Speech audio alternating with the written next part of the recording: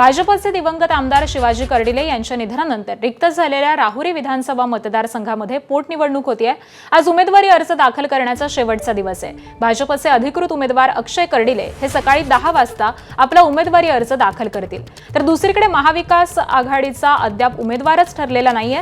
भाजपचे उमेदवार अक्षय कर्डिले यांनी आपला उमेदवारी अर्ज दाखल केल्यानंतर एक जाहीर सभा देखील होणार आहे। अक्षय कर्डिले यांच्या सभेच्या ठिकाणाहूनच तयारीचा आढावा घेतलाय आमचे प्रतिनिधी सुनील भुंगळ यांनी।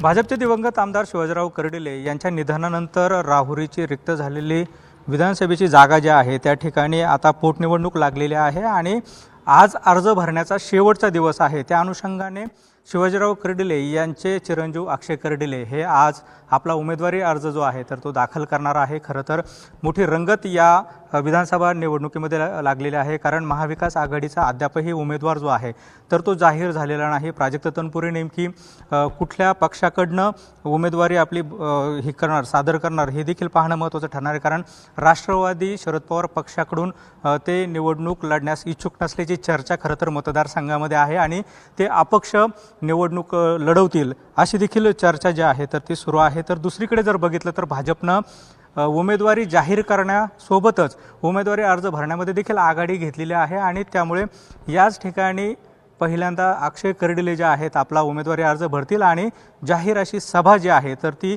या ठिकाणी पार पडणार आहे। या सभेसाठी जिल्ह्याचे पालकमंत्री राधाकृष्ण विखे पाटील, त्याचबरोबर भाजपचे प्रदेशाध्यक्ष रवींद्र चव्हाण, त्याचबरोबर आमदार मोनिका राजळे, आमदार संग्राम जगताप यांची देखील उपस्थिती राहणार आहे। 10 वाजता खरं तर अक्षय कर्डिले जे आहेत आपला उमेदवारी अर्ज दाखल करतील आणि जोरदार शक्ती प्रदर्शन जे आहे ते देखील या ठिकाणी होणार आहे।